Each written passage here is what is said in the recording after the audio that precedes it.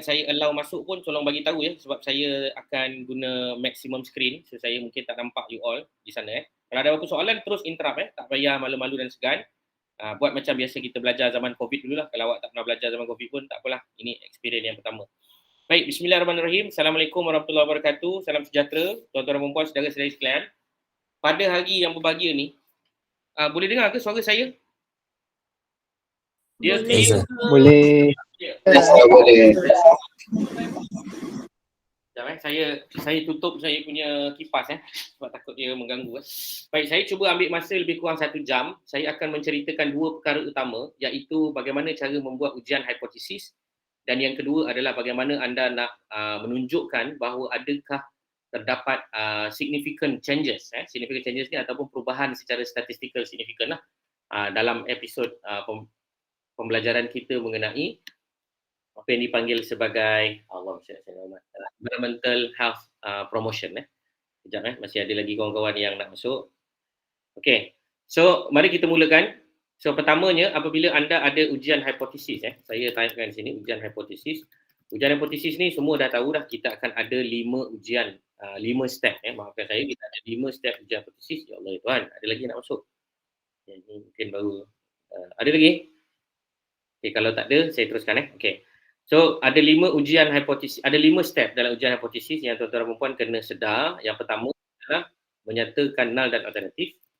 Okay. Menyatakan null dan alternatif. Okay. Yang kedua adalah set up kita punya alpha. Alpha ni biasanya kita set up berapa? 0.05 level of significance. Okay. Kemudian kita ada step yang ketiga, iaitu run or calculate and report. Okay, kemudian yang seterusnya kita ada decision, dan yang terakhir kita ada conclusion. Okay, setakat ni jelas apa yang saya type kat sini, boleh nampak? Boleh nampak ke? Jelas sir. Jelas okay, so untuk menyatakan null dan alternatif ni, anda perlu tahu kita ada 2 lah null. Okay, basicnya kita akan melihat ujian hipotesis ni pula untuk anda punya kefahaman bagi ujian hipotesis PPKP sahaja, anda akan ada 3 yang utama, 3 utama. Tapi yang diajar biasanya 2 sahaja, 2 sahaja. Iaitu ujian untuk melihat perbezaan dan juga ujian untuk melihat perkaitan ataupun relationship. Okey, jelas kita ada 2 sahaja ujian yang anda akan banyak fokuskan. Kalau anda ada yang nak tahu lebih lanjut, boleh rujuk kepada saya punya video-video di dalam YouTube channel. Tapi secara umumnya anda boleh lihat perkara ini. Anda boleh rujuk dalam CCRM. CCRM ni untuk student-student advanced diploma dan lain-lain. Mereka belajar 2 perkara utama ni, perbezaan dan juga perkaitan. Okey, ini antara 2 yang utama tuan-tuan dan puan akan pelajari. Tapi PPKP ni unik sikit sebab anda akan didedahkan dengan SLR juga. SLR ni adalah linear regression. Okey, linear regression. Tapi yang ini saya tak akan ceritakanlah pada hari ini, namun anda telah didedahkan secara umum mengenai calculation dan lain-lain. Okey, ada 5 step. Pertama, menyatakan null dan alternatif. Yang ini kita akan mulakan dengan perbezaan.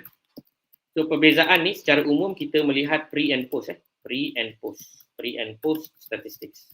So, pre and post statistics ni ada 2 approach. Approach yang pertama adalah data numerical, dan yang kedua adalah data bukan numerical. Okay, yang ni boleh faham maksudnya data, skala, scale, interval ataupun ratio. Kemudian kita ada data yang kedua adalah jenis data yang dipanggil ordinal ataupun kita panggil data tu nominal. Okay. Ingat lagi semua benda-benda yang saya cakap ni? Ke ataupun anda telah lupa? Okay. Ingat sir. Ingat okay. Kalau null, kita mulakan yang pertama yang paling asas sekali, kita nak tengok perbezaan.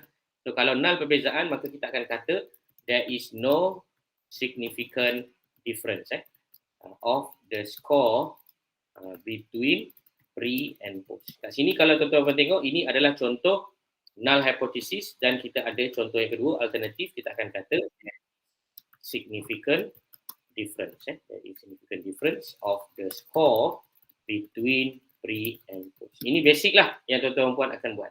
Okay? Dan kalau anda lihat, saya akan kata there is a significant difference. Saya tak cakap pre and post tu mana lebih besar daripada. So ini dipanggil non-directional. Okay. Saya tak nak cerita statistik sangat. Saya nak cerita yang konsep saja, non-directional. Baik, set alpha semua dah tahu, run and calculate and report. So ada dua perkara anda perlu lakukan. Pertama, anda perlu report. Report anda punya nilai statistik. Yang ini biasanya kita akan pakai T-statistik lah. T-statistics.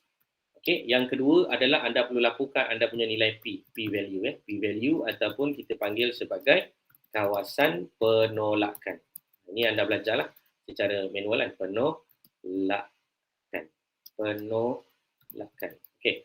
Yang ini biasanya kita akan tengok sama ada dia adalah kurang ataupun lebih besar daripada nilai alpha. Kita akan bandingkan lah. Nanti anda akan lihat macam mana.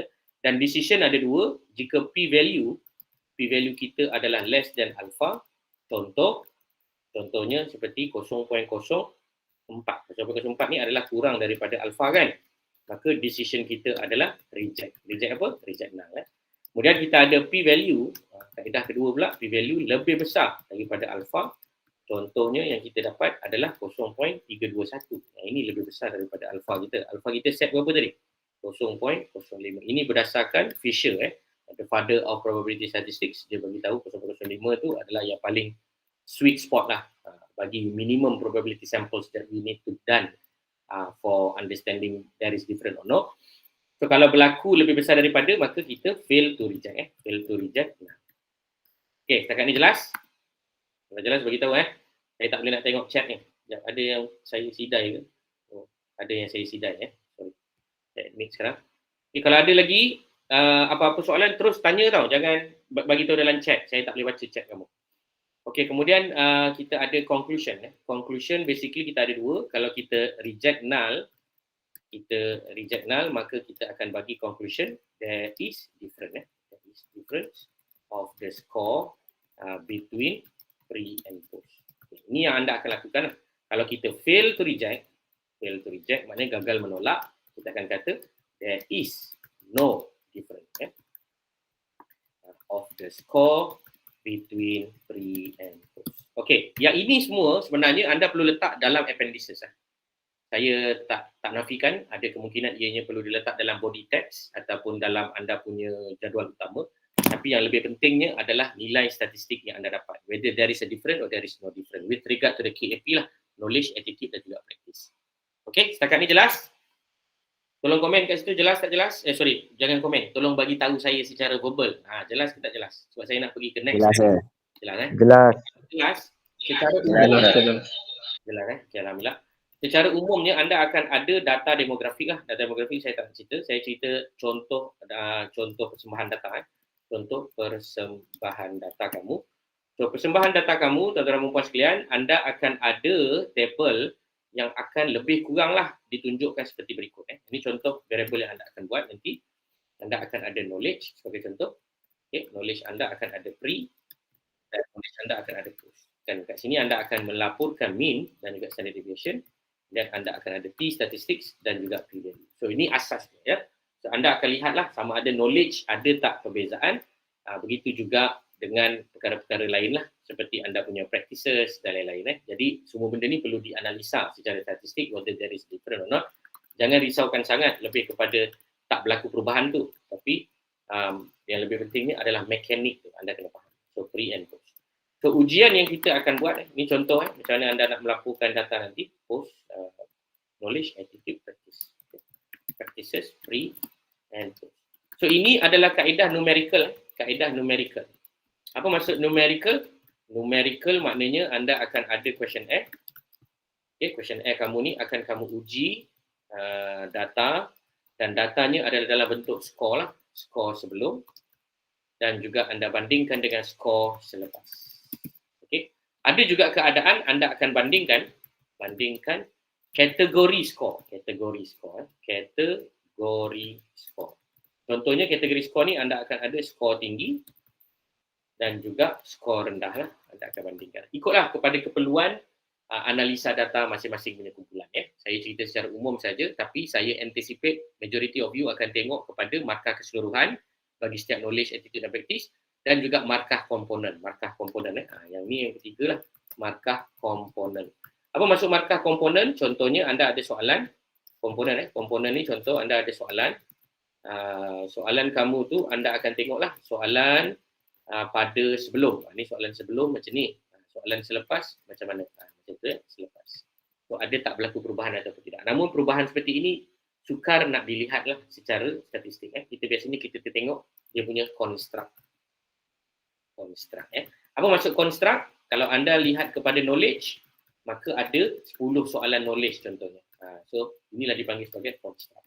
So secara umum anda boleh bandingkan setiap soalan. Contohnya 10A pre dengan 10A post. Anda boleh bandingkanlah antara pre dan post. Ini dari segi konteks soalan lah. Ataupun anda boleh bandingkan juga berdasarkan markah. Okey, setakat ni apa yang saya celotehkan ni boleh faham ke tak faham ke nak saya ulang? Ada part yang mana nak ulang?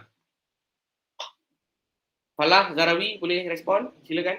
Setakat ni ada tak mana yang nak tanya dulu soalan? Ada ke? Ada kan? Ada yang tanya? Tak ada. Okey, kalau ada yang tanya dalam chat, saya minta maaf saya mungkin tak sempat nak baca. Kalau ada terus tanya je soalan kamu. Okey, kemudian kita akan bincangkan sekarang bagaimana nak menganalisa data yang terkumpul berkenaan. Tadi saya ada buat poll kan?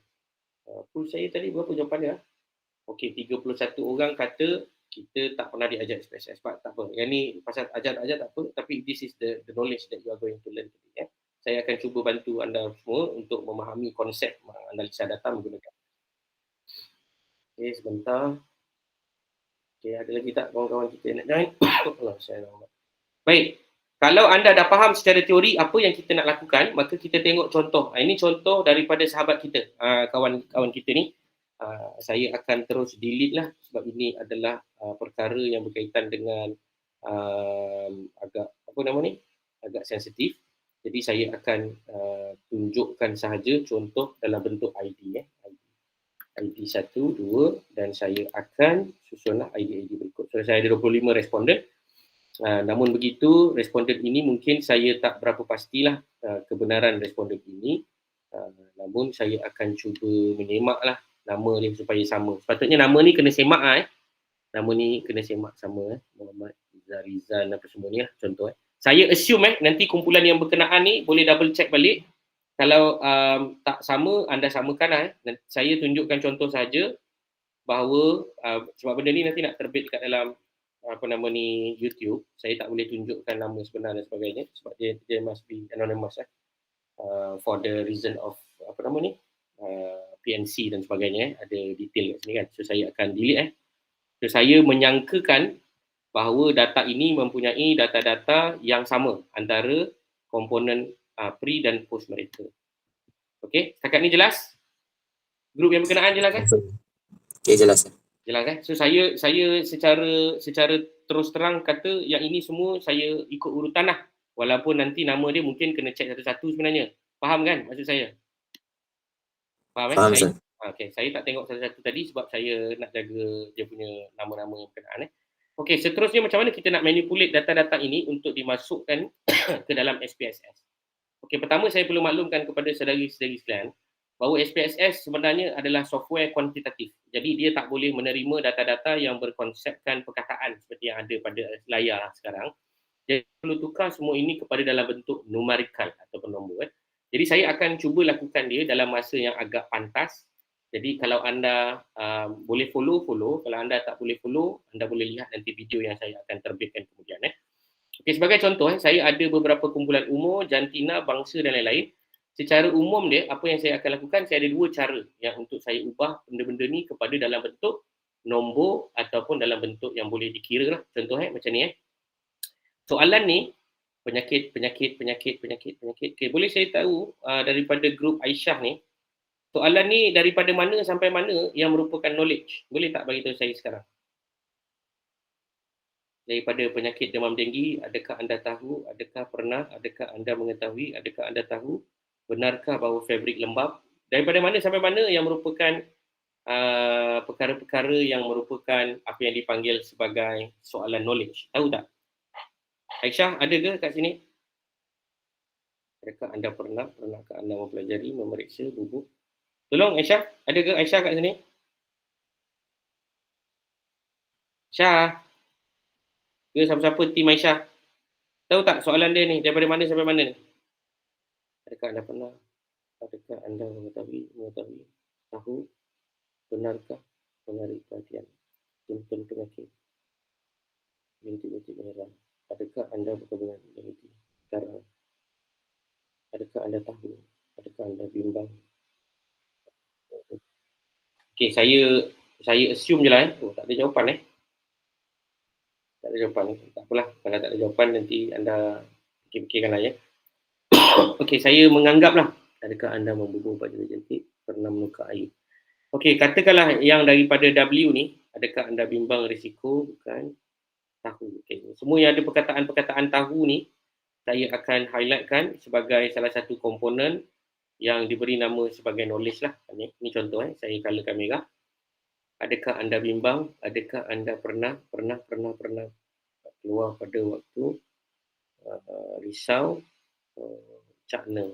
Okeylah, saya tak ada dapat jawapan yang tuntas daripada pemilik data ni. Sir, yang tu sampai adakah anda tahu yang apa ni? Undang-undang tu je, sir. Macam mana? Mana yang Daripada first tu, yang penyakit demam denggi tu, okey. sampai soalan adakah anda tahu bahawa terdapat penguatkuasaan undang-undang, sir, untuk bahagian knowledge. Daripada kiri lagi, sir. Kiri lagi tadi sampailah kan. Knowledge Yang mula-mula ni apa? First knowledge, sir. Okey, maksudnya sekali lagi Okey, terima kasih untuk Okey, respon. Sekejap, saya hitamkan dulu. Okey. Saya buat balik semula Okey. So untuk memudahkan saya dan awak ni dipandu, maka saya buat perkara ni tapi perkara ni bukanlah perkara yang penting lah dibuat dalam data analisis. Tapi dia penting untuk saya di-guided oleh yang nak bagi tahu ni. Okey, tengok apa yang saya akan buat. Saya akan buat ABC dan saya tariklah sampai hujung. Allah Akbar. Sorry. ABC. Sorry. Allah. Saya akan buat perkara berikut, iaitu X1, Y1, Y2. Jadi awak bantu saya untuk bagi tahu daripada Y mana sampai Y mana Kejap. Saya dah ada perkara-perkara berkenaan. Saya akan tampal sekarang dekat bawah ni. So, awak bagi tahu saya saja dekat soalan mana sampai mana. Saya akan transposkan sekarang. Okey, boleh Ini contohlah. Kalau yang lain semua nak nampak pun boleh. Okey. Awak bantu saya daripada Y mana sampai Y mana yang merupakan awak punya knowledge.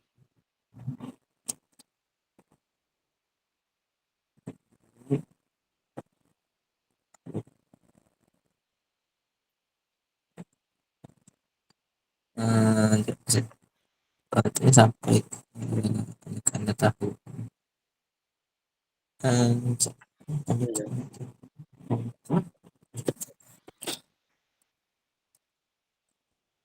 Okey, mana?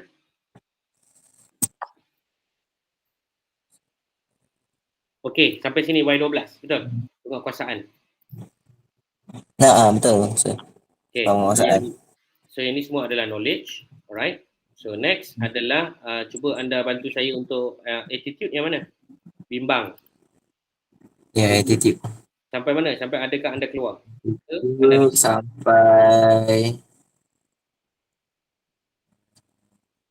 Sampai saya cakna bahawa pelepasan nyamuk tu. Cakna pelepasan nyamuk. Okay. So yang ini adalah attitude. So, last kali adalah practice lah. Yang last kali semua practice. Betul Ya, betul, sir. Okay. Secara umum dia, saya tak akan komen pasal awak punya perkataan dan soalan tau. Saya hanya cerita mekanik analisis saja. Boleh Boleh, sir. Okay, good. Tapi kalau awak dah pernah buat analisis dan analisis awak ada sedikit berbeza daripada apa yang saya buat, awak boleh fikirkan baliklah kesesuaian dia. Sama ada awak nak follow ataupun awak tak follow. Alright. So semua soalan ni adalah soalan positif kan? Soalan positif ni maksudnya tak ada soalan terbalik. Contohnya macam penyakit demam denggi disebabkan oleh nyamuk Aedes. So kalau dia jawab tidak, maka dia kena tolak makkah lah. Adakah anda mengetahui bahawa penyakit demam denggi boleh mengakibatkan kematian? Dia mesti jawab ya. Oh, maksudnya awak punya skema jawapan ni belum buat lagi, betul tak? Siapa yang grup berkenaan ni tadi? Okay, tak apalah. Ya betul. Sir. Tak apa. Tapi ada skor 1-0 tu kan, Sir? Okay, never mind. So whatever it is, saya akan tunjukkan kepada anda semua macam mana cara nak buat dia. Alright, so saya dah tahu dia punya construct. Jadi lepas ni kita akan buat skema jawapan dan kita cuba selesaikan sebelum pukul 10 ataupun saya target dalam pukul 9 dah boleh habis. Alright, so yang pertamanya apa yang saya akan buat, oleh kerana saya maklumkan tadi bahawa SPSS tak boleh menerima data-data yang dalam bentuk perkataan, kita perlu ubah semua ni kepada dalam bentuk numerical. Okay, contoh macam umur ni, saya ada beberapa pengkelasan umur, contohnya 18 hingga 19 dan sebagainya ni, maka apa yang saya akan buat, saya akan tulislah kepada somewhere. So untuk memudahkan saya screenshot je lah saya screenshot dulu dan saya tuliskan. Okey, 18, lepas tu 30, lepas tu 40 dan last sekali adalah 50. Okay. Tujuan dia adalah saya nak mengkelaskan pada bulan 1, bulan 2, bulan 3, bulan 4. Tapi sayangnya, seperti mana saya pernah cerita dalam kelas statistik saya, siapa yang buat style tahun ni sayanglah. Sebab apa, tahun ni anda tak boleh cerita pasal min tahun ataupun julat umur yang menjawab soalan kamu ni. Sebab kamu buat dia style seperti dalam categorical. Jadi awak tak boleh nak melihat apa-apa statistik yang lebih-lebih lah. Okay. Kemudian dari segi pekerjaan dan lain-lain ni saya akan cuba fahamkan dan kita buat sama-sama. Yang paling panjang saya tengok yang tadi tu je lah. Baik, umur ni cara dia yang pertama saya akan tekan butang 18-19. Saya hanya akan ubah perkataan berikut lah, iaitu 1 dan 1 1 lah. Sebab dia 3 je kan. Jadi saya ubah manually. Okey, kemudian 30 hingga 39. Yang ini saya akan letak dia sebagai kumpulan 2, 2, 2, 2, 2. Okey, kemudian kita akan pergi pada 40 hingga 49. Yang ini adalah grup 3 Oleh kerana banyak, maka saya akan highlightkan accordingly. Dan yang keempat, ini kumpulan yang keempat, sama juga 4, copy, highlight ke bawah dan selesai. Okay, ini contoh yang pertama. Kaedah menukar menggunakan filter. Kaedah kedua adalah menggunakan shift control H lah yang dipanggil find. Kat sini contoh saya boleh buatlah lelaki sebagai 1. Jadi semua perkataan lelaki akan ditukar kepada 1 dan yang kedua adalah perempuan. Saya akan tekan replace with number 2 dan dia akan tukar So same also goes to this, tapi yang kat sini ada perkataan panjang sikit. So saya akan mulakan dengan Melayu. So Melayu ni saya akan letak 1 Awak kena ingat siapa yang grup berkenaan ni kena ingat lah. Nanti anda jangan lupa pula. Nombor 1. Okey, nombor 2 adalah India. Okey, saya buat nombor 1. Nombor 2 India. Nombor 3 adalah Bumi Putera Sabah Sarawak. Dan nombor 4 adalah kita punya non warga negara bukan warga negara. Setelah selesai jangan lupa tekan select all Apabila pakai filter ni kelemahan dia adalah kena selalu select all lah. Okey, bilangan isi rumah. Yang ini pun malang juga bagi saya. Kalau saya tak akan buat macam ni. Saya akan biar dia isi perkataan. Sebab anda boleh tahu min dia. Macam ini dia bukan dalam bentuk min ni, dalam bentuk kategori. Sebab last kali kita tak tahu berapa bilangan isi rumah dia yang sebenar. Bilangan dia akan dalam bentuk kategori sahaja.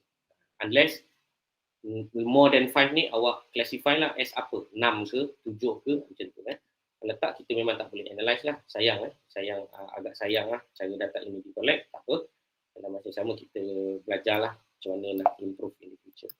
Okay, so saya tak nak buat apa-apa yang menyusahkan dekat sini. Contoh saya tukarlah kepada 6 walaupun macam mana nak buat tak apalah.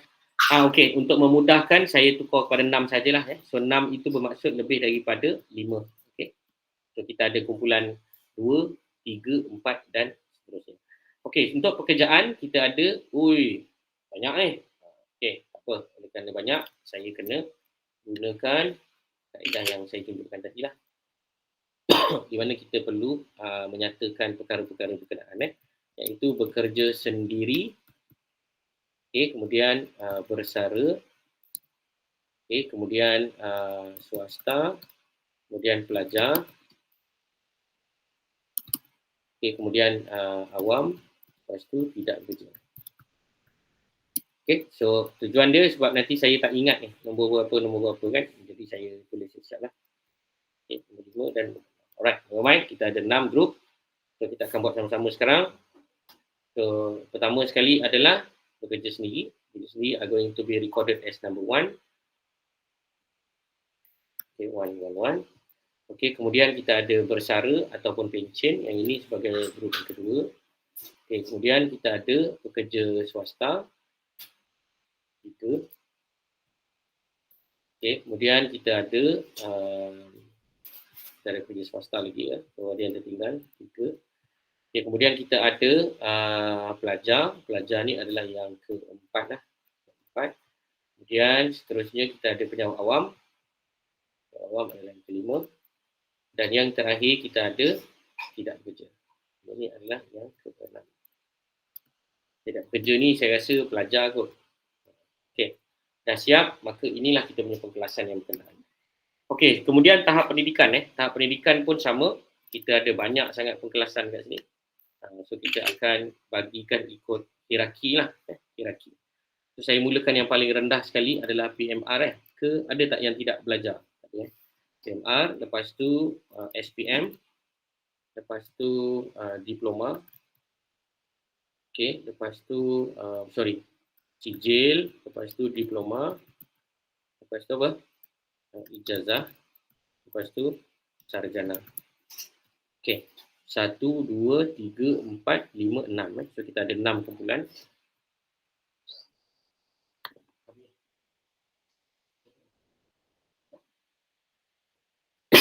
Thank you.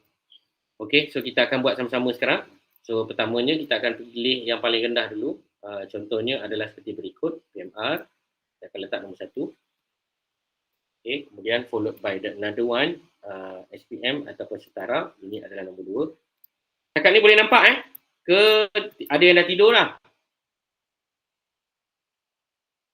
Hello?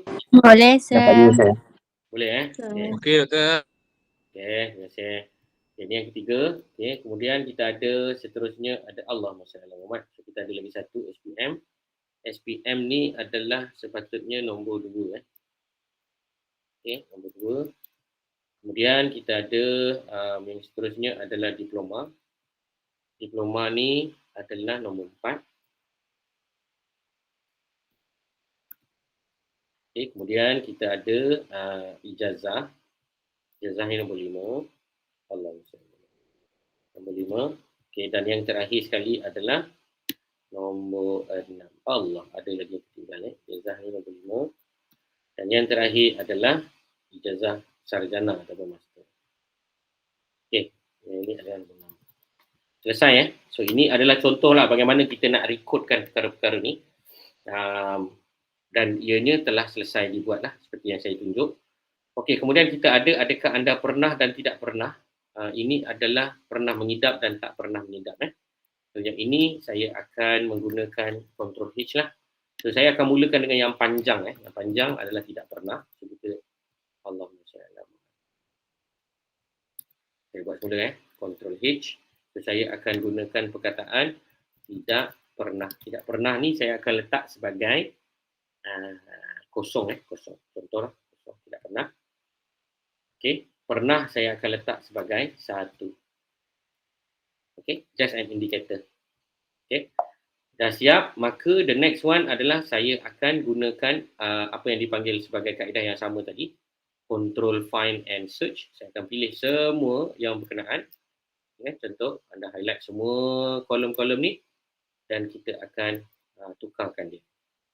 Okey, saya ulang balik semula. Saya akan select semua ni dan saya akan tukarkan dia. So cara dia, saya akan tekan butang shift command ke kanan, ke bawah. Dia akan select semua yang berkenaan. Shift control H. Di mana saya akan ubahlah perkataan tidak kepada kosong. Okey, replace all sebagai contoh. Kemudian ya sebagai 1. Ni contoh ni contoh je. Nanti saya tunjukkan macam mana kita nak buat algoritma yang berkenaan. So selesai. Setelah selesai, maka apa yang anda perlu lakukan sekarang ini sebenarnya adalah mengcopy baliklah ID ini sampailah kepada tahap pendidikan. Sebab ini adalah data demografik yang sama. Sepatutnya ni yang samalah yang anda ada. So untuk for the interest of time, saya akan copy balik je semua ni. Dengan andaian bahawa dia sama je.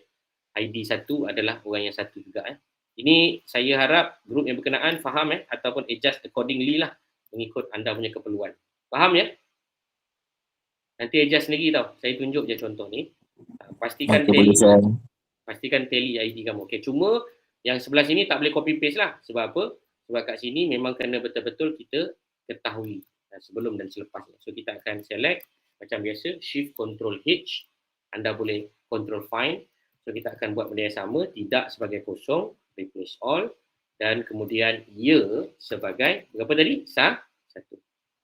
Okey, selesai. So selesai sudah saya punya soalan. So soalan-soalan saya ni sebenarnya telah dijadikan dalam bentuk numerical. So selepas ini saya hanya perlu mengambil data-data ini dan juga meletakkan bacaan dia bagi bacaan sebelum dan bacaan selepas.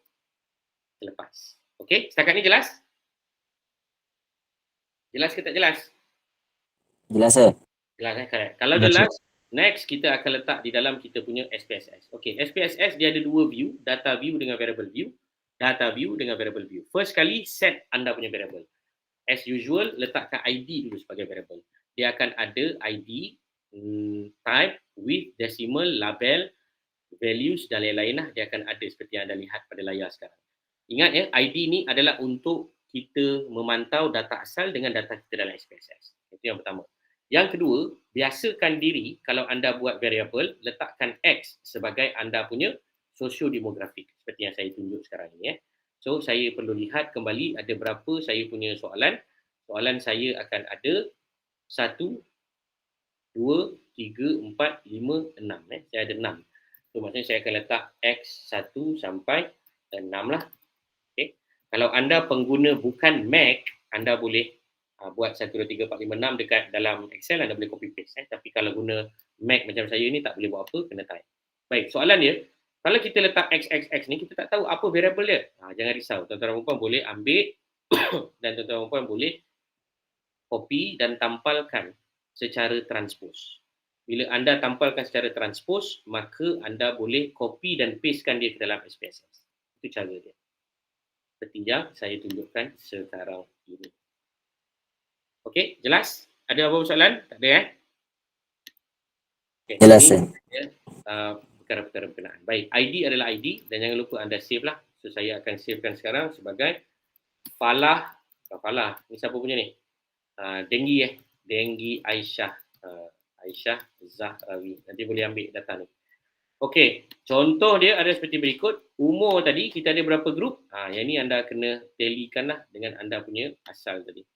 So sebagai contoh, jika anda lihat di sini, kita ada 4 grup kan. Sebelum saya pergi lebih jauh, saya perlu terangkan dulu. Value ni, untuk makluman saudara-saudari sekalian, value ni hanya kita akan isi kalau data kita adalah dalam bentuk nominal ataupun ordinal. Saya ulang nominal ataupun ordinal. So, kalau kita tengok kat sini, kita punya umur adalah dalam bentuk kategori kan. So kita kena bagi. 1 tu apa? 2 tu apa? 3 tu apa? Okey. Di sebelah kanan pada SPSS, kita ada satu perkara yang dipanggil sebagai yang awak lihat ni lah. Skala. Skala ni kita perlu bagi tahulah. Contoh macam jantina. Jantina kita nominal lah sebab dia dalam bentuk kumpulan.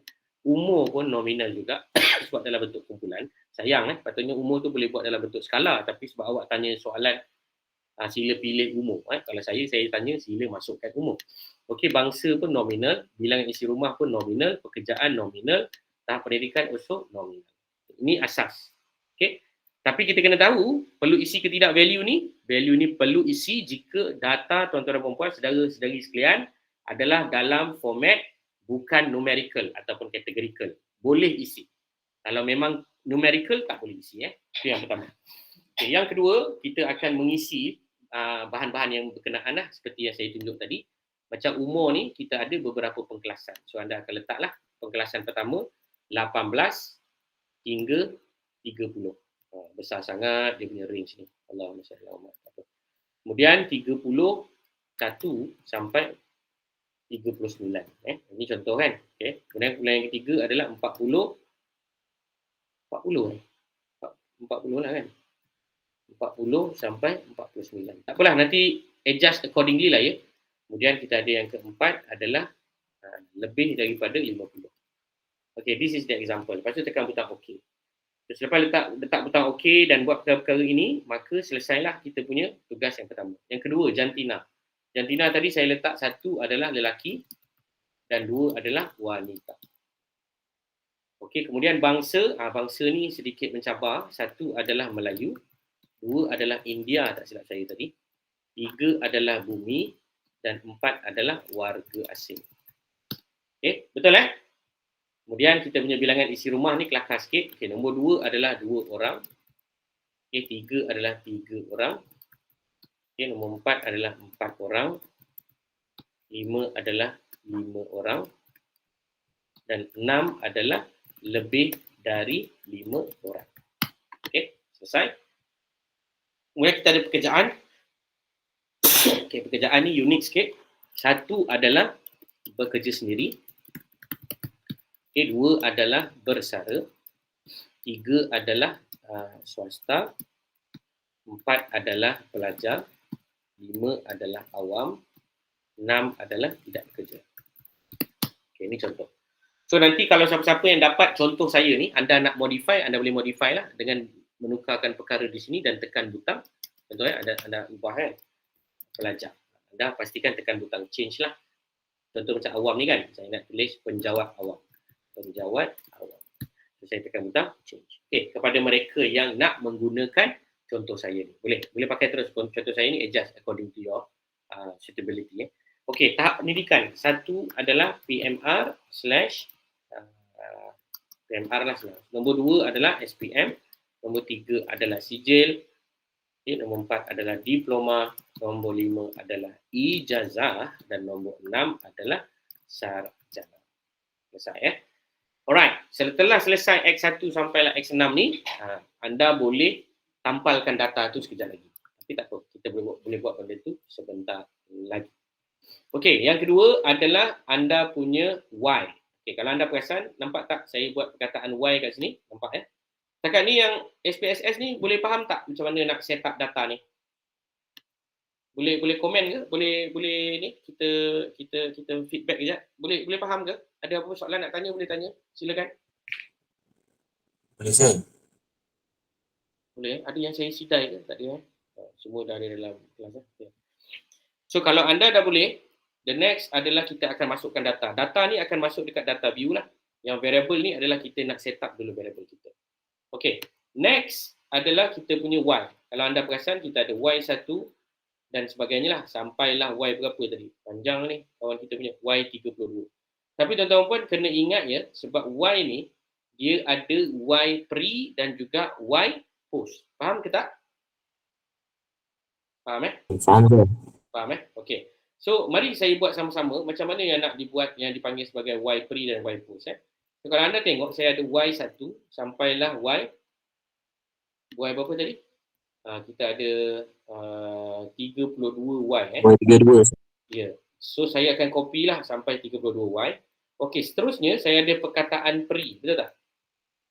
So macam mana saya nak gabungkan antara Y ni dengan pre? Salah satu cara awak tulis step 1 lah kan. Awak tulis satu-satu. Y1 pre, Y2 pre, macam tu lah. Okey. Dan awak boleh cuba tengok. Alhamdulillah whether they follow or not. Okay, dia tak follow So apa yang patut anda lakukan sebenarnya adalah menggunakan concatenate. Concatenate ni adalah satu istilah dalam komputer untuk menggabungkan dua perkara berikut. Perkataan pre dan juga nombor-nombor yang berkenaan. Okay, tujuan dia adalah nak memberi nama supaya kita faham apa dia punya konsep. Concatenate. Okay, concatenate ni mungkin tak boleh nak pakai dekat dalam kita punya Excel, tapi saya suka untuk pakai dia dekat dalam kita punya Google Sheet. Okay. So, sekarang saya akan tunjukkan Google Sheet.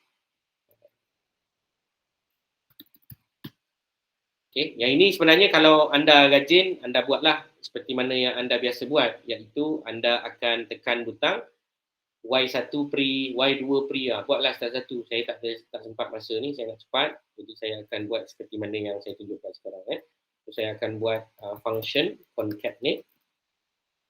Concatenate. Ini tak ada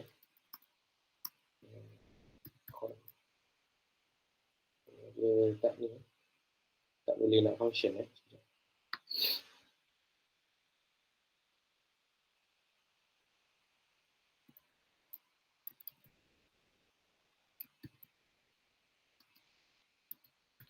concat. Okay. Concatenate B1, comma, spacebar,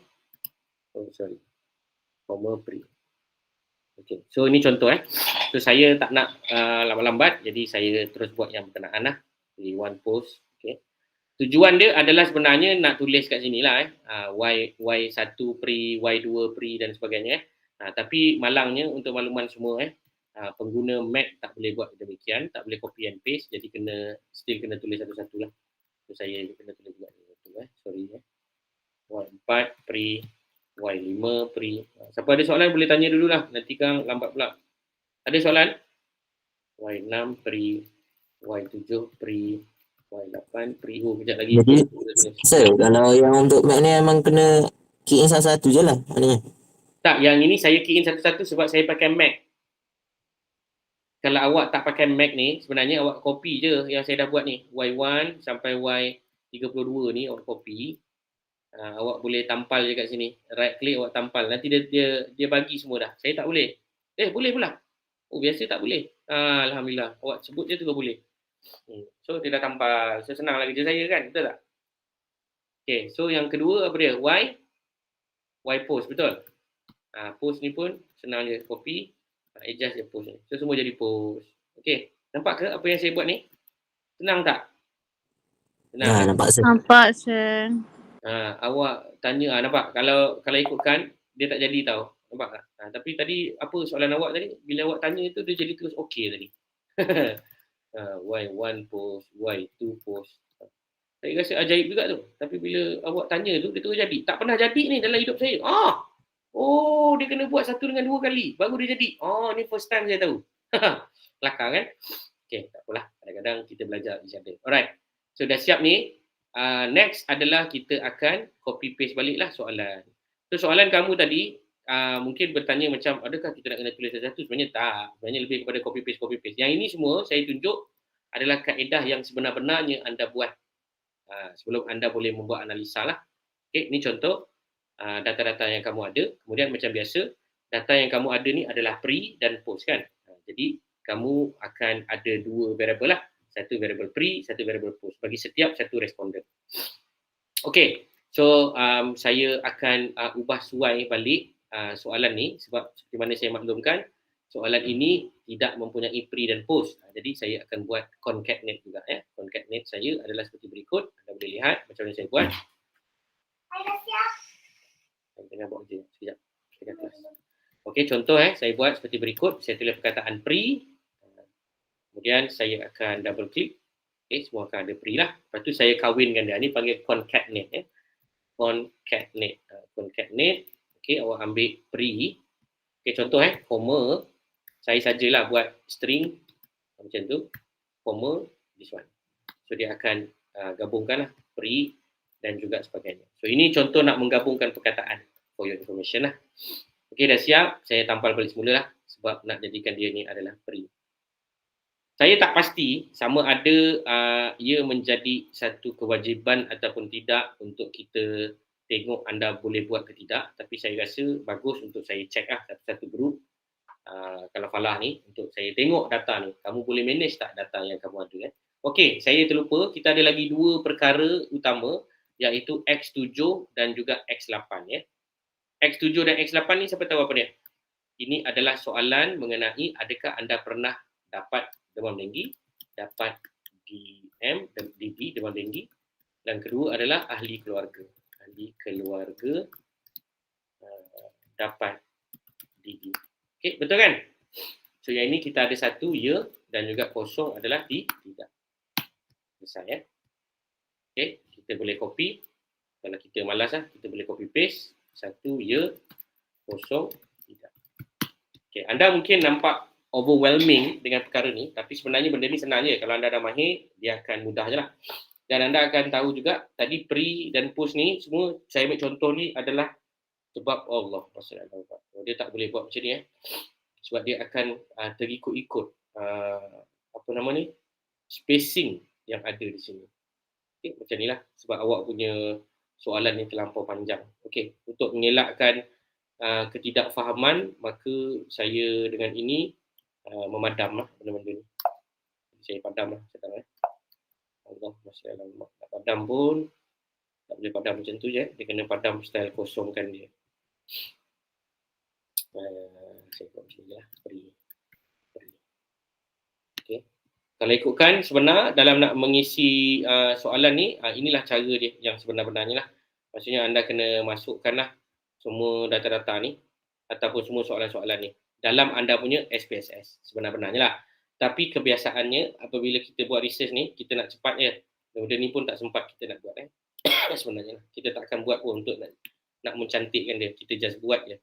Yang penting kita faham apakah setiap satu soalan tadi. Kalau soalan kawan kita tadi kan, adakah benda ni wajib dibuat? Benda tak lah. Sebenarnya nak senangkan awak je. Awak buat macam ni pun dah betul lah. Cuma kita nak apa? Nak cantik lah. Itu je. Saya buat post je lah. Saya buat post. Okay, habis. Nak cepat ni, nak cepat. Takut lambat sangat habis. Okay. Kemudian kita ada soalan tadi, kita dah jawab. Satu adalah ya dan tidak adalah kosong. Kosong adalah tidak. Okay, siap. Mana yang anda malas ni, sebenarnya anda boleh copy. Anda boleh copy dan anda boleh paste lah accordingly. Okay. Ni yang saya tunjukkan ni sebab saya pakai Mac. Sometimes this one is not happening lah for the Mac user. So you have to do right seperti yang saya tunjukkan. Okey, kat sini kita ada ordinal scale. Kat sini kita ada ordinal sebab kita akan buat macam grading lah. Siapa yang kata ya, kosong. Siapa yang kata tidak adalah satu kan. Jadi, siapa yang kata ya adalah satu, siapa yang kata tidak adalah kosong. So, ini pun semua nominal lah. Nominal. Okey, siap. So, data kita ni sebenarnya dah siap. So, next. Allah masalah. Saya kita copy pula perkataan yang tak sepatutnya. Copy. So, I'm going to highlight and then paste accordingly. Okay, nanti anda boleh tengok contoh data ni saya akan share kepada saudara-saudari sekalian. Nanti anda boleh amalkanlah seperti yang saya tunjuk. Dah siap?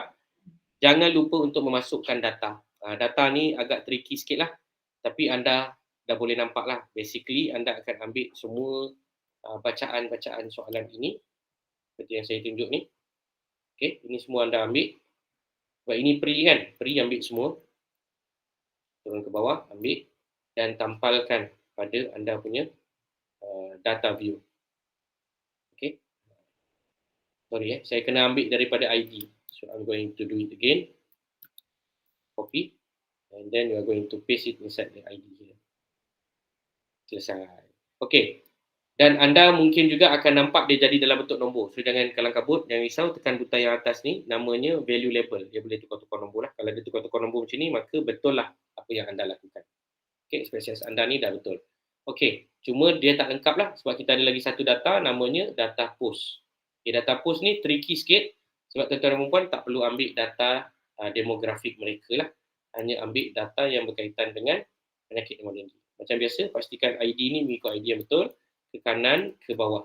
Bila saya ke kanan dan ke bawah tu, saya tekan butang shift command ataupun shift control bagi pengguna apa yang dipanggil sebagai cell user.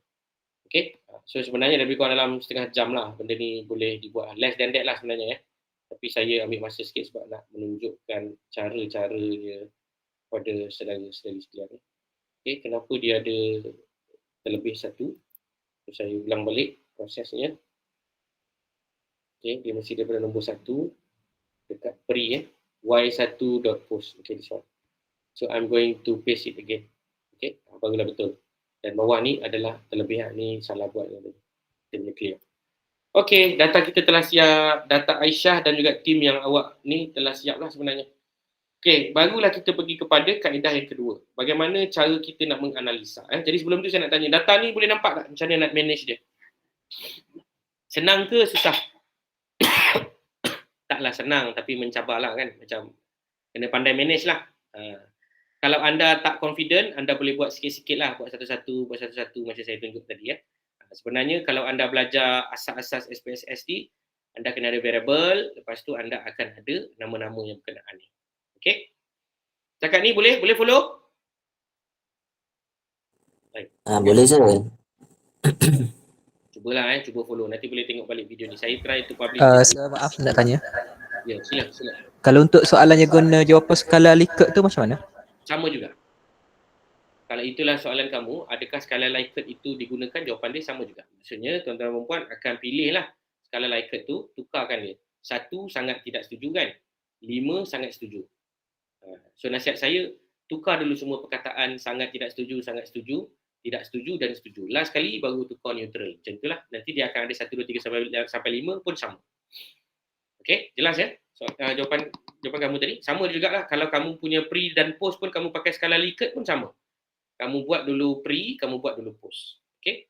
Tapi kita belum habis lagi buat analisa. Yang kita baru cerita ni adalah bukan analisa. Ini kita panggil sebagai data preparation. Ini baru data preparation. Baik, saya cuba habiskan masa sebelum pukul 9.30 habis dah analisa ni dengan hipotesis kali ya. Saya menjawab soalan ke tadi yang bertanya tu? Skala Likert pun sama skala Likert sama. Baik. Sekarang ni saya akan fokuskan kepada nak menjawab soalan ni. So untuk memudahkan saya faham pasal soalan ni, maka saya perlu tahu skema jawapan. Skema jawapan yang saya maksudkan di sini adalah ada certain jawapan kita nak dia jawab ya, ada certain jawapan kita nak dia jawab tidak. Dan sebenarnya jawapan ya dan tidak dia itulah adalah skema jawapan kita. Sebagai contoh dan kita kena ingat kita punya algoritma adalah ya sebagai 1. Betul? Dan tidak adalah sama dengan kosong. Jadi ada certain soalan kita nak dia jawab ya, ada certain soalan kita nak dia jawab tidak lah. Based on apa yang saya nampak lah daripada soalan-soalan ni. Contoh penyakit demam denggi ada sebab nyamuk Aedes? Ya. Kalau dia jawab ya dia dapat 1 markah. Yang maknanya dekat sini ini adalah soalan positif. Allahumma salli ala Muhammad. Kat sini adalah positif Saya tulis P P positif. Adakah anda mengetahui penyakit demam denggi? Kalau dia kata tidak tidak maknanya kosong Ini pun soalan positif. Positif maknanya tak ada ubah apa-apa. Adakah anda mengetahui tempat takungan takungan nyamuk Aedes? Contoh dia jawab dia tahu ya maksudnya positif dia dapat markah yang banyak Adakah anda pernah didedahkan dengan jenis takungan? Kalau dia jawab tidak, dia kurang markah. Dia jawab ya, dia tinggi markah. Adakah anda mengetahui penyakit aktif pada waktu pagi dan lewat senja? Positif. Ini semua positif Positif maknanya kalau dia kata ya. Maknanya dan jawapan tu adalah betul, maka penyataan dan jawapan dia adalah betul menunjukkan dia berpengetahuan. Adakah anda mengetahui kitaran hidup nyamuk dalam 1 minggu? So ini contoh soalan positif Okay. Ada soalan negatif, contoh adakah anda tidak mengetahui kitaran nyamuk? So dia mesti jawab tidak lah. Tapi dengan menjawab tidak tu sepatutnya dia dapat markah. Itu dipanggil soalan negatif. Adakah anda mengetahui Aedes aktif pada pagi atau lewat senja? Ini soalan yang sama, diulang 2 kali. Adakah anda tahu pakaian gelap dapat menarik perhatian nyamuk? Ini pun semuanya adalah contoh soalan positif. Benarkah fabrik yang lembap dapat menarik perhatian nyamuk? Positif. Antara simptom penyakit demam ada bintik-bintik merah? Positif. Adakah anda berkemungkinan untuk jangkit demam ini dalam komuniti anda sekarang? Okey, yang ini adakah anda berkemungkinan untuk dijangkiti? Ia akan menyebabkan dia, ni sepatutnya negatif lah. Kenapa saya kata negatif? Siapa tahu? Sebab kalau dia kata anda berkemungkinan positif, maka yang ini saya tak pastilah. Ini kena tanya penyelidik lah. Saya letak positif je lah senang. Adakah anda tahu terdapat penguasaan? Okey, positif. Maksudnya kalau dia kata ya, kira dia cakna, yang ini pun sama lah. Okey, seterusnya, adakah anda, maknanya soalan positif, maknanya soalan untuk knowledge ni tak ada negatif, semua positif lah. Cuma yang ini lah saya risau ni, Y11 ni. Adakah anda berkemungkinan untuk dijangkiti demam denggi dalam komuniti sekarang? Adakah anda berkemungkinan untuk dijangkiti demam denggi? Adakah anda berkemungkinan? So saya kata ya. Ya itu menunjukkan saya tahu. Sebab kawasan ni wabak. Okey, macam confuse juga lah. Tak apalah. Sebab soalan pun dah deploy pun kan. Adakah anda bimbang tentang risiko ahli keluarga? Okey, ini soalan positif. Adakah anda pernah membubuh jentik-jentik? Ini soalan positif. Adakah anda pernah menukar air? Positif. Adakah anda menghapuskan tempat nyamuk? Positif. Adakah anda memeriksa? Positif. Adakah anda pernah memeriksa? Positif. Adakah anda keluar rumah pada waktu aktif? Positif. Adakah anda risau demam denggi menyebabkan kematian? Positif. Adakah anda cakna pelepasan nyamuk Wolbachia? Positif. Pernahkah anda mempelajari langkah demam denggi? Okey. Yang ini soalan positif ke tidak? Okey, positif. Adakah anda mendapat rawatan segera jika bersimptom? Positif. Adakah membersihkan sebenarnya membasuh bekas, membersihkan rumah, membubuh abet lagi, memasukkan bekas-bekas menakung air, okey, menggunakan alat semburan, menggunakan mosquito net, membuat langkah kawalan, memakai baju lengan panjang berwarna gelap. Adakah anda, ini contoh soalan negatif. Adakah anda memakai baju gelap sewaktu keluar rumah? Ini soalan negatif lah. Baju berwarna panjang sewaktu luar rumah. Sebab kalau dia jawab ya, maksudnya dia menarik perhatian nyamuk kan, betul tak? Ini soalan negatif ni, betul tak? Siapa yang buat soalan ni? Tak ngaku Terus tak ngaku Okay, tak apalah, ada satu soalan negatif, never mind. This is the good example of soalan. Maksudnya kita ada semua soalan positif kecuali satu soalan negatif. Maksud soalan negatif ni, siapa yang jawab ya akan diubah markahnya menjadi kosong. Dan siapa menjawab tidak akan mengubahnya menjadi 1. Faham ya? Faham tak? Kenapa saya kena ubah markahnya? Okey, faham sir. Sebab apa saya ubah markah tu? Sebab pernyataan ini menyatakan adakah anda memakai baju warna gelap sewaktu keluar daripada rumah? Dia mesti jawab tidak lah. Betul tak? Sebab kalau dia tak pakai, maka dia tak dapat denggi tu. Sebab nyamuk tak suka. Awak tanya kan, adakah awak memakai? Dia kata tidak. Tidak maksudnya dia berpracticing yang bagus. Jadi ini soalan negatif lah. Contoh soalan negatif. Nanti yang mana-mana grup tak faham, boleh tengok balik saya punya video ni. Cuba fahamkan apa yang saya maksudkan. Anda tengok balik anda punya ayat ni. Cuba fahamkan adakah ayat ini ayat positif atau negatif. Contoh macam membubuh abad ke dalam bekas simpanan air. Kalau dia kata dia bubuh, maknanya dia kata ya, maknanya dia dapat markah lah 1. Adakah anda memasukkan bekas-bekas dan sebagainya dibuang di tempat yang betul? So ini praktis yang bagus, dia dapat markah 1 lagi. Dan begitulah seterusnya sampai habis. Maka itu dipanggil soalan positif. Tapi ada satu soalan, contoh macam yang soalan 32 ni, adakah anda memakai baju waktu gelap? Kalau dia kata ya, maksudnya pakai baju gelap tu adalah benda yang tak bagus tau. Tapi dia pakai juga baju gelap. Jadi bila dia jawab ya, dia dapat 1 markah. Sedangkan dia sepatutnya jawab tidak baru dapat 1 markah. Jadi dia perlu diubah coding. Ini dipanggil transcode. Sama juga dengan mereka yang buat Likert scale. Yang buat Likert scale pun akan buat transcode. Itu sebab anda boleh tahu soalan ni negatif ke positif dulu. Okey, nanti double check saya ada kekhawatiran mungkin bila anda double check balik grup yang berkenaan ataupun grup-grup mana yang sesuaikan dengan apa yang kita bincangkan pada malam ni, mungkin anda kena ada banyak lagi anda punya negative question. So anda fikir-fikirkanlah. Jadi saya tengok kat sini kebanyakannya semuanya positif kecuali satu soalan. Baik, sekarang ni kita nak kira. Kita nak kira markah. Kira markah ni, saya rasa tak ramai grup yang jumpa saya. Adalah grup saya COVID hari tu jumpa. Grup tu je yang saya ingatlah ada beberapa teguran saya bagi. Tak tahulah dia orang pun ikut tak ikut. Tapi saya berdoa pada Allah supaya mereka diberi hidayah. Katakanlah mereka ikut, maka anda boleh kira markah menggunakan konsep-konsep berikut. Contohnya macam soalan ni. Kita dah tahu Y1 sampai Y12 ni ada 12 soalan. Soalan akan dapat daripada 1 ataupun kosong. Maka markah paling tinggi adalah 12. Begitulah juga untuk Y13 hingga 21. Markah yang paling tinggi adalah berkenaan dan berkenaan. Kat sini anda boleh letakkan count lah. Anda boleh kira lah kan. Contoh macam saya buat ni, saya kira So kat sini kita ada 10 count. Ini 10 markah. Okey, seterusnya Y22 sampailah habis adalah 10 markah juga. So ada 32. 12, 10, 10. So sekarang kita nak buat pengiraan. Okey, setakat ni jelas apa saya punya cerita pasal positif negatif ni? Jelas sir. Jelas Seorang yang dengar saya cakap Yang lain semua mungkin dalam mana yang tengah nak balik kampung tu, saya nak balik kampung Baik, cara dia adalah transform. Sebab apa saya transform? Sebab saya ada satu data yang saya perlu tukar. Namanya adalah Y, ada dua lah data basically. Tapi saya buat yang pertama dulu, namanya Y pre. Y pre ni, Y32 pre. Y32 pre ni saya perlu ubah. Sebab saya perlu tukar, siapa yang jawab ya tadi dapat 1 markah. Siapa yang jawab ya 1 markah tadi akan ditukar kepada kosong. Siapa yang jawab tidak tadi akan dapat 1 markah. I'm going to transcode this value because this is a negative statement. Okay, so to do that, saya akan letakkan nama kat sini, Y32 pre.n. .n menunjukkan adalah new. New maksudnya barulah, baru, yang diubah. Okay, so saya akan tekan butang change. Ingat, itu step yang pertama. Saya ulang balik, cara dia transform, recode into different variable, pilih variable yang anda ingin ubah. Dalam soalan ini contoh yang saya perlu ubah adalah Y32. Y32 pre.n. .n saya baru bagi semua senang. Saya tekan change. Selepas tekan change, saya akan tekan old and new values. Dekat old and new values saya akan ubah dekat old value. Anda boleh lihat di sini ada kotak dan di sini ada kotak. Apa yang kita nak ajar kepada komputer. Contohnya anda ajar nombor lama tukar kepada nombor baru. Contoh, saya akan ajar sekarang komputer. Allah selamat. Risau saya takut dia hang. Okey, contohnya saya akan letak value. Siapa yang jawab ya, iaitu saya memakai baju gelap tadi, sepatutnya dia dapat kosong markah lah. Sebab tak betul. Tak patut pun dia pakai baju gelap.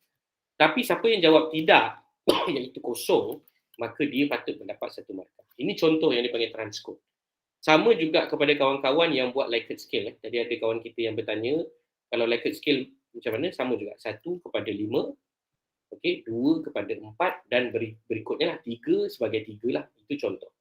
Jadi dalam kes ini kita akan ubah 1/0, okey, dan next adalah 0/1. Okey. Habis dan okey, saya tak tekan butang okey dalam pembelajaran saya bersama anda semua tuan-tuan dan puan sekalian, saya akan ajar tuan-tuan dan puan tekan butang paste. Paste ini akan menghasilkan sinteks. Dan sinteks ini akan digunakan dengan cara berikut. Anda perlu highlight dulu mana yang anda nak run, barulah anda tekan butang hijau ini. Bila anda tekan butang hijau ni, maka operasi SPSS bermula. Kalau tak, dia tak akan keluar apa-apa. Contoh saya highlight dan saya tekan butang hijau, automatically kalau anda tengok pada data ni akan wujud satu data baru di belakang. Nampak tak? Dia tulis y32 pre.n. Data ni tak ada tau tadi. Okay, kalau tak percaya tengok saya delete, saya run balik semula ya. Saya run balik semula. I'm going to highlight and then run. So automatically dia ada. Okey, setakat ni jelas macam mana nak hasilkan sinteks? Okey. Soalan berikutnya, kenapa saya pakai sinteks? Okey, tengok baik-baik Kita ada dua kan, satu nama pre and post. So saya akan highlight dan saya akan copy dan paste. Saya hanya perlu tukar je perkataan dia daripada pre kepada perkataannya adalah post. Hanya semudah itu saja ya, tuan-tuan dan puan, dan saya tekan butang run, dia akan buat kerja dia. Sebab apa? Dia komputer. Dia dengar je lah apa kita cakap. Faham Nampak tak? Nampak ke tidak? Nampak sir. Nampak bagus. Kalau tuan-tuan dan puan nampak, itu step yang pertama. So let's say katakanlah tuan-tuan dan puan ada banyak data. Ada 5 soalan negatif. So anda akan buat benda yang samalah. Cuma ingat kena buat pre dulu. Lepas anda buat pre, anda buat yang seterusnya lah. Iaitu anda buat post. Okey. Kalau dah selesai, kalau dah selesai, maka kita akan pergi kepada yang berikutnya, iaitu kita akan buat pengiraan. So next adalah anda akan buat pengiraan. So untuk pengiraan yang saya buat ni, saya akan letak dekat dalam GitHub nanti anda tengok dalam GitHub. Mungkin saya letak dalam GitHub Ehru ke, nanti anda just check lah sebab nanti banyak sangat dekat GitHub tu awak pun pening. Saya letak kat Ehru lah, nanti saya tulis huruf besar kat situ, HHP, awak tengok je lah contoh situ Okey, pengiraan. Untuk pengiraan ni, tuan-tuan dan puan sekalian, cara dia sebenarnya simple je. Anda nak kira markah pre dan post. So cara dia pergi kepada transform, compute. Compute di sini membenarkan anda mengira markah sebelum dan selepas. So saya tulis sini contoh pre-sum. Pre-sum. Dan pre-sum ni saya buat satu formula. Dia boleh buat formula ataupun anda boleh panggil satu-satu. Contohnya Y1 tambah Y2 tambah Y3 tambah sampailah Y36. Itu salah satu cara nak buat sum. Salah satu cara lain adalah dipanggil sebagai sum punya function. Seperti yang saya tunjuk sekarang. Yang itu anda masukkan nilai-nilai berkenaan disertai dengan koma. Ini contoh. Sama juga dengan mereka yang membuat min. Pun boleh buat juga apa yang saya tunjuk tadi. Seperti yang berkenaan. Okay, ini yang menggunakan Likert scale. Contoh. Anda akan tengok min. Alright. So saya akan gunakan sum. Dan sum ini adalah Y1 pre sampailah Y36. Okay, tengok apa yang saya buat sekarang. Saya cuba buat sepantas mungkin supaya interest of time lah Okay. Boleh nampak Boleh nampak. Saya harap tuan-tuan boleh nampak. Cuba tengok dan nampakkan. Dan anda akan buat benda ni sekali je. Untuk post tak payah buat. Okay, sikit lagi. 5 pre, koma, 26, koma, 27, 8, 9, 30, 31. Okey. 32 jangan ambil 32 pre. Sebaliknya ambil 32 pre dot n. Sebab apa ambil pre dot n? Siapa tahu? Sebab kita dah ubah data kita, sepatutnya ambil yang 32 dot n ni Okey, dah sudah, kita boleh tekan butang paste. Selepas tuan-tuan tekan butang paste, dia akan ada sinteks lah dekat sini. So katakanlah anda run benda ni, saya katakanlah memang anda kena run pun. Anda run, anda tekan butang, maka dia akan keluar apa yang dipanggil sebagai sum. Tapi anda kena ingat bahawa sum ini adalah salah. Siapa tahu sebab apa? Sebab saya ambil semuanya. Kan? Saya ambil semuanya. Sepatutnya saya ambil satu-satu, iaitu knowledge, iaitu attitude dan practice. Tak apa. Apa yang saya patut buat sekarang, saya perlu compute, saya perlu copy dan saya boleh pastekan kat bawah. Sebab saya malas saya ni pemalas ataupun saya nak banyak menggunakan komputer daripada menggunakan saya punya transform dan sebagainya. Jadi saya hanya perlu buang sajalah apa yang tak berkenaan. Contohnya seperti yang saya tunjuk kepada saudara-saudari sekalian. Saya hanya perlu buang semua sekali, termasuklah tinggalkan hanya sampai 12. Dan saya perlu beri nama lah. Kat sini saya namakan sebagai knowledge. Saya buat pre lah. Pre-know. Okay, faham Pre-know ni maksudnya knowledge. So saya run semula. Bila saya run semula, maka keluarlah output yang mengatakan ianya telah di-run. Okey, dah siap. Maka dekat sini kita ada sum. Sum ni tadi kita boleh buang lah. Sebab sum ni tak betul. Okey. Sum ni kenapa kita generate? Sebab kita malas. Kita malas. Okey, kemudian yang the next one adalah attitude. Ini adalah yang pertama sekali tadi. Saya dah maklumkan kepada saudara-saudari. Ini dipanggil sebagai knowledge. Okey. Yang kedua adalah apa dia? Attitude. Attitude ini adalah yang kedua. So attitude macam mana? Y berapa tadi? 13 sampai berapa? Grup berkenaan. Boleh bantu saya? 13 sampai berapa tadi? 13 sampai berapa? 13 sampai 21. Lambat. Apa? Saya bantu. Okey, 13 sampai 21. Buang semua ni. Okey. So kat sini tulis apa? Pre-apa? Pre-attitude. Pre-attitude adalah apa dia? Attitude. Highlight dan Control R. Dia buat tak? Dia buat. Ni pre-attitude. Pre-attitude. Okey, kemudian yang terakhir macam biasa, copy yang semua ni pergi kepada yang terakhir, namanya apa? Practice. Okey, practice ni pun sama juga. Anda buang semuanya, tinggalkan kecuali 22 dan 32. Okey. 22 dan 32. So tinggalkan 22 sampai 32. Baik. Apa yang saya buat ni, kalau tuan-tuan puan perhatikan, anda boleh gunakan untuk anda punya sendiri. Macam mana? Nanti saya tunjukkan lagi. Anda hanya perlu ubah saja perkataan-perkataannya. Okey, dah siap. So kita namakan dia sebagai pre-apa? Pre-prac. Prac ni adalah practice. So anda boleh run balik semula dan dia akan bagi anda output. Okey. Bukan output, dia akan keluarkanlah data-data yang berkenaan. Baik. Seterusnya soalan dia yang biasanya tuan-tuan dan puan akan tanya, so macam mana nak buat untuk post? Jawapan dia sama je. Kalau tanya saya, anda akan buat benda yang sama. Ini kelebihan menggunakan sinteks Kelebihan menggunakan sinteks, post analysis. So bila anda gunakan sinteks, maka anda boleh copy and paste saja. Cuma tukar nama post. Ini pun tukar nama. Okey, ini tukar post. Tukarkan kepada post. Dan juga anda boleh tukarkan perkataan pre ni kepada post. Macam mana nak tukar? Senang.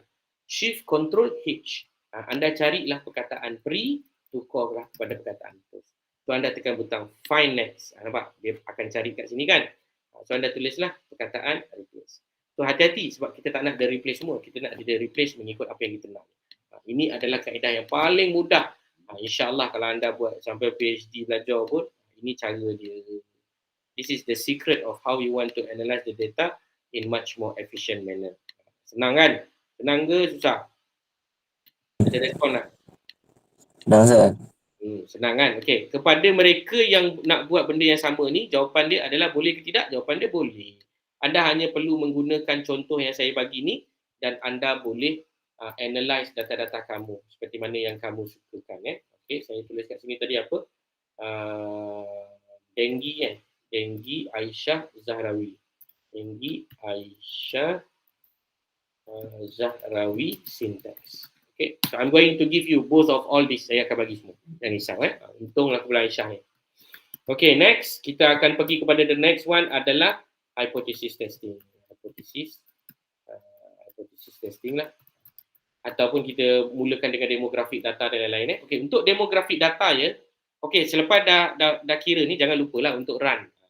Bila run, dia akan keluar. So kita ada pre dengan post. Macam ni kan, 7 kepada 7, 9 kepada 9, 6 kepada 6. Tak ada perubahan lah. 12 kepada 12. Nanti kita akan tengok ada tak perubahan bila kita kira dia punya mean. Mean ni dipanggil sebagai purata. Nanti kita tengok ada tak perbezaan purata markas sebelum dan selepas. Baik. Cara dia anda boleh pergi pada analyze, descriptive, frequency. Ini adalah untuk demografi. Contoh seperti yang saya tunjukkan sekarang ini. Anda masukkan di dalam frequency table, maka anda boleh tekan butang paste dan dia akan generate the syntax. Nanti syntax ni anda boleh run lah the frequency. Ini contoh nak run frequency untuk demographic data.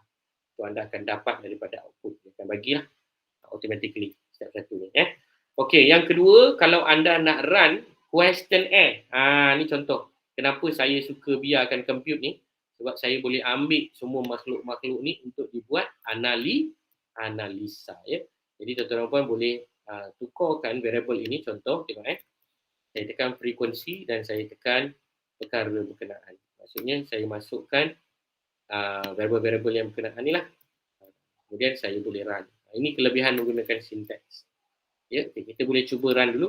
Saya rasa error ni sebab ada negatif. Oh, ada negatif tak ada masalah. Nampak dia dah boleh run semuanya.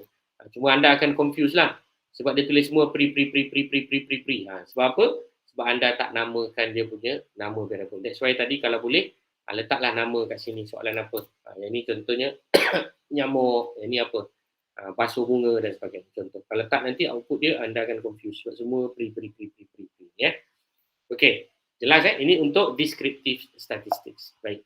Seterusnya adalah kita nak membuat ujian hipotesis. Baik, ujian hipotesis yang terakhir, lepas tu kita akan tangguhkan kelas ni. Dan kalau anda ada apa-apa pertanyaan, boleh tolong komen nanti pada video yang saya akan publish ni. Saya akan bantu anda semua. Minggu depan saya ada di college insya-Allah untuk 1 minggu. Kalau ada apa-apa tak faham, boleh gunakan syntax ni, cuba buat dulu. Nanti start kat mana-mana, bawa komputer masing-masing ataupun bawa data dan pendrive dan sebagainya. Nanti bawa jumpa saya, kita discuss. Baik. Now kita nak try untuk buat hipotesis ni yang terakhir. Sebab saya tak ada lama-lama ni. Kalau lama-lama pun nanti awak yang. So kita nak buat hipotesis perbezaan. Kita nak tengok is there any different or not between the pre and also post. So kita akan nilai dari segi pre and post. Dengar baik-baik Pre and post ni sepatutnya kita akan buat menggunakan ujian hipotesis, dan ujian hipotesis kita kena ingat dia ada 2 jenis. Satu dipanggil parametrik, satu lagi dipanggil non parametrik. Belajar ke tak belajar? Belajar kan? Parametrik adalah untuk data yang bertaburan normal, non parametrik adalah yang tak normal. So macam mana nak tahu normal tak normal? Nanti anda kena buat ujian normality lah. Yang ini sepatutnya telah dibentangkan dalam epidemiologi biostatistik pada semester yang lepas. Saya anggap anda dah faham. Baik. Katakan data ini normal, maka kita akan gunakan ujian parametrik lah. So untuk ujian parametrik bagi menguji pre and post, normal data. Therefore kita akan gunakan satu ujian yang diberi nama sebagai apa dia? Siapa tahu? Pet sample t-test. Ini adalah nama ujiannya. Kalau data tak normal, pre and post, data tak normal, data tak normal, maka kita akan pakai apa? Siapa tahu nama dia apa? Will apa? Will Smith ke apa? Wilcoxon rank test. Ini kalau tak normal. Baik, saya tunjuk yang normal dulu. Katakan data anda normal, maka anda akan buat analisa berikutlah. Analyze, compare mean, pet sample t-test. Dia ada kat sini. Kalau data tak normal, kita akan pergi non-parametric legacy dialog to related sample. Saya ulang, kalau data normal, kita bandingkan dia punya mean dengan standard deviation. Kalau data tak normal, kita akan ambil non-parametric legacy dialog to related sample. Kita laporkan median dan IQR. Apa yang saya cakap ni kalau tak faham, nanti boleh tanya ke saya. Okey, katakan data saya normal, saya akan pakai compare mean, pet sample t-test dan kita akan masukkan data kita. Data apa yang anda nak masukkan? Contoh di sini kita akan masukkan masukkan pre-knowledge ni ke dalam variable 1, masukkan post-know ni dalam variable 2. Ini contoh yang pertama. So anda boleh buat yang kedua dan ketiga lah, tapi saya tunjuk satu-satu. Therefore, I'm going to click paste. Kenapa saya click paste? Sebab saya suka ianya di-generate sebagai syntax. Yang ini adalah ujian perbezaan, ujian berbeza. Okey, dah siap. Saya run the analysis sekarang. So, bila saya run the analysis, saya boleh tengok mean data pada pre-knowledge adalah 9.8 dan post-knowledge adalah 9.8 juga. Standard deviation adalah sama. Dengan kata lain, data kita SMA, SSJ sama saja. Something wrong somewhere ni. Bahaya ni grup ni. Tapi tak apa. Kita buat yang kedua pula dipanggil sebagai pre-apa? Pre-ATT. Pre-ATT dan juga post-ATT. Post-ATT kita cuba tengok. Post-ATT, kita run. Sama juga sebelum dan selepas. Ini saya rasa mungkin data grup ni tak ambil lagi ke apa, saya tak pastilah ya. Tapi kalau macam ini dia punya analisis ni berbahaya ni.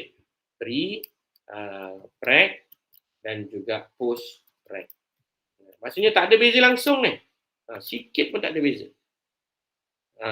Nampaknya tak ada beza juga. Sama je. Maksudnya mean sebelum, mean selepas adalah sama. There is no difference between the mean of pre and post. Okay, itu nak tunjuk contoh lah. Kalau anda ada data-data yang lain ataupun data yang saya analyse ni mungkin ada kesilapan, harap maafkan. Tapi secara basisnya itulah cara anda membuat data analisa. Saya rasa mungkin data ni sama je kot. Dia orang copy paste ni. Tapi bukan copy paste, dia orang collect. Takkan sama kan?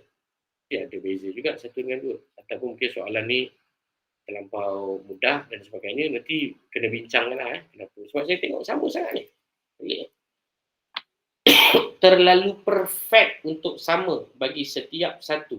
Termasuk yang kita telah buat pre dan juga post untuk kita punya, apa ni tadi kita panggil sebagai adjustment lah. Kita punya Y32 tadi. Okay, nevertheless, that is the idea. Okay, kalau ada soalan boleh tanya. Kalau tak ada, saya tangguhkan dulu untuk 1 jam pertama bagi sesi pertama untuk analisa data ni. Itu secara superficial. Of course, dia akan ada sesi yang kedua dan seterusnya. Cepat sikit. So, kita akan ada sesi-sesi yang berikutnya. Okey, saya buka kepada soalan. Kalau ada soalan, saya boleh jawab, saya jawab dan saya akan bantu untuk tunjukkan sekarang dalam sesi sekarang ni lah. Kalau ada, silakan boleh tanya. Daripada saya, perkongsian saya tamat di sini. Saya akan sharekan semua yang berkenaan ini ke dalam GitHub. Saya buat satu data khas lah untuk GitHub untuk mengelakkan anda punya confusion. Therefore, I'm going to create a new GitHub. EHSP, saya tulis itu EHSP Falah Zahrawi. Okey, sementara tu kalau ada soalan boleh tanya. Silakan. Ada soalan boleh tanya. Cepat. Tanya.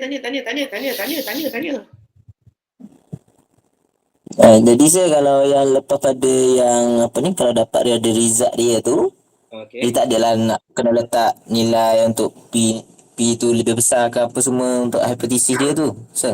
Ya, sebenarnya data kamu ni pada saya lah. Pada saya data kamu ni ada kesilapan mana-mana yang awak kena recheck balik.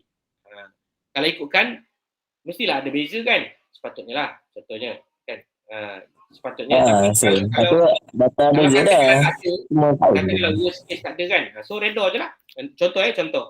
Saya ambil contoh saya try to resave, bukan resave lah. Saya try to save as data ni. Saya tulis sini manipulate. Tak, saya buat manipulate ni just nak bagi awak example Saya ambil example Saya letak 31 ni ada yang tak tahu ataupun tak buat. Contoh ni saya contoh saya dengan sengajanya mengalter. Okay, saya dengan sengaja mengalter. Soya, please don't disturb. Soya, kejaplah. Please lah, don't disturb. Ayah live ni. Please don't disturb. Dengan pakai jaga. Please. Itu yang punya. Come on, please. Actually saya. Okay, contoh kalau anda lihat kat sini, contoh data manipulate ni kan. So, apa yang saya perlu buat, kalau saya dah ada syntax untuk makluman tuan-tuan puan saudara-saudari sekalian, apa yang saya perlu buat, saya hanya perlu rerun je balik data ni. Maksudnya saya hanya perlu menganalisis semula. Okay, compute ni saya tak buat lah. Compute ni saya tak buat sebab dia tak relevan dengan analisa saya. So, saya just ignore dia lah at the moment. So, saya hanya perlu re-analyze balik. Tuan-tuan tengok saya highlight dan saya tekan control R. Automatically dia kira balik semua lah. Tengok ni saya manipulate ni saya manipulate.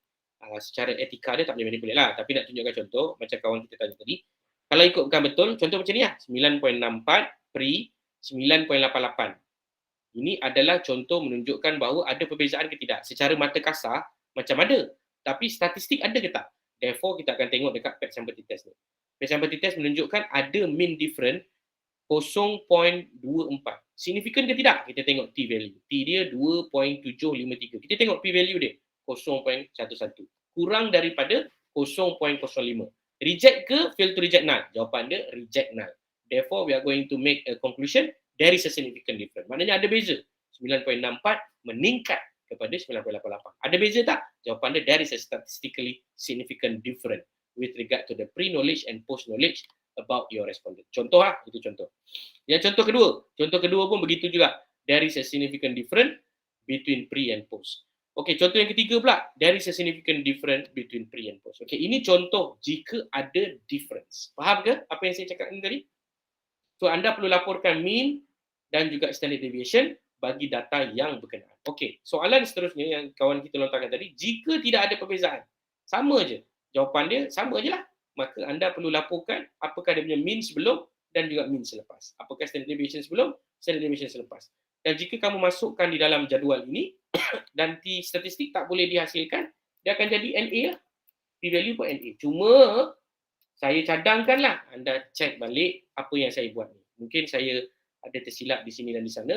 Sebab kalau memang langsung tak ada perubahan, maksud dia pendidikan kesihatan yang anda lakukan adalah statik, stagnan lah, sama. Sebelum dan selepas dia adalah sama.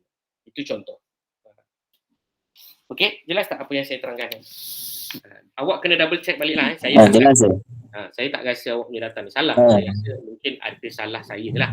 Sebab saya nak cepat semua tadi. Tapi to make it much more safer, you just relook back apa yang you buat tadi. Apa yang saya contohkan tadi. Okey, ada soalan lain lagi? Boleh tanya. IHHP sebab dua-dua ada nama Mentari. Saya letak Mentari lah. Boleh tak? IHHP Mentari. Ke nak buat apa? Zahrawi Falah. Zahrawi Falah. Okay.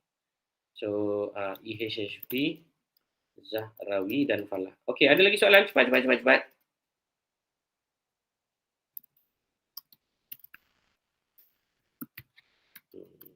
Tak, grup-grup lain faham ke? Ataupun memang anda pasang telinga je? For the sake of pasang telinga je.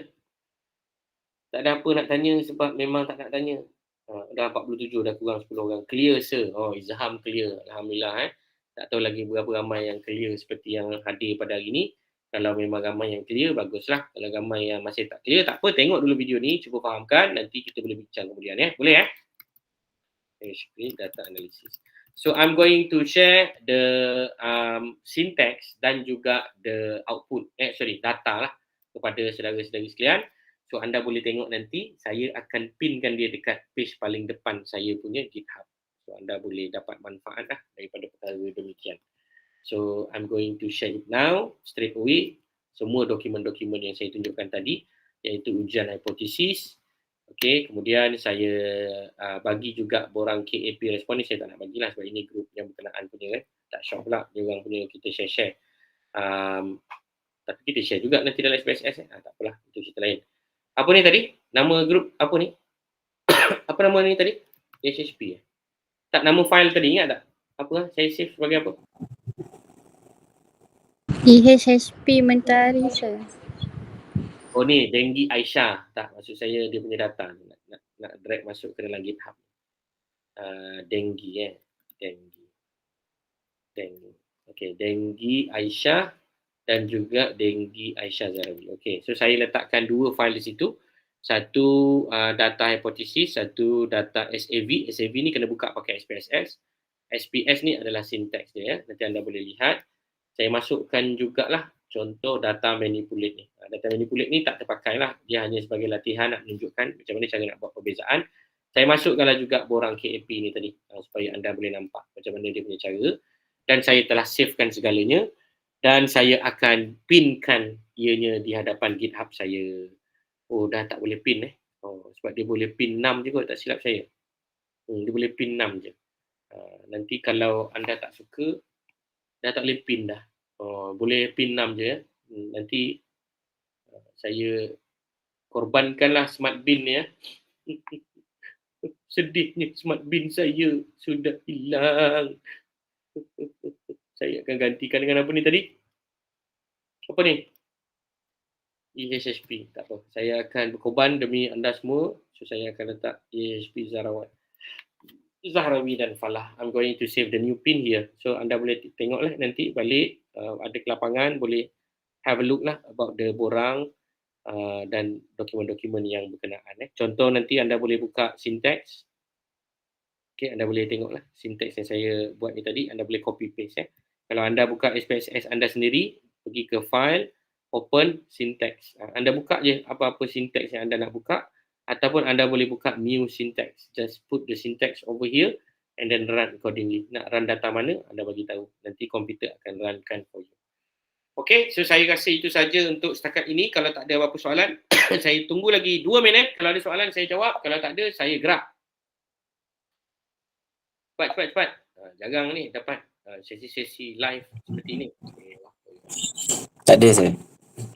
Tak ada Okay, nanti boleh cuba buat dulu. Nanti boleh cuba laporkan yang sesuai Okay, last. Ni memang very last lah. Nanti kalau table ni jangan lupa untuk menghilangkan semua border.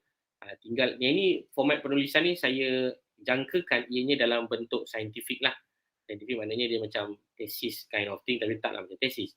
Daripada laporan. Ini contoh laporan saintifik lah. Tuan-tuan akan letak mean standard deviation, berapa statistik dan p-value, begitulah juga pre and post dan lain-lain. Ini contoh cara nak membuat data, table dan juga analisa. So nanti tengok balik kepada hipotesis dan kalau ada apa-apa masalah boleh rujuk kepada saya untuk dibantu kefahaman masing-masing. Sekian saja daripada saya. Kalau tak ada apa-apa, maka saya tamatkan dulu sesi kita ni.